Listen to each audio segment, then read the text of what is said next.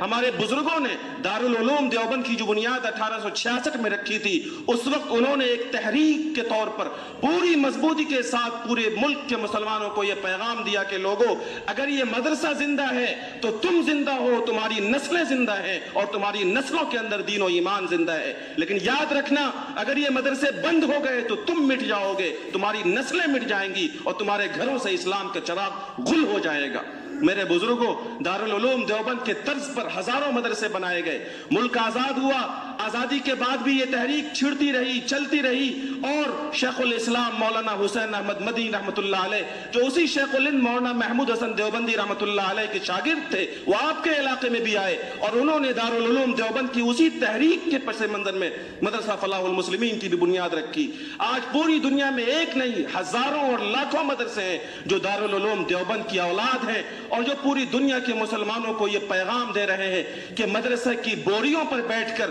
صرف ائمہ مساجد اور مؤذنین مساجد پیدا نہیں ہوتے، بلکہ مدرسے کی بوریوں پر بیٹھ کر ملک و ملت کے نگہبان اور ملک و ملت کے لیے ہر طرح کی قربانی دینے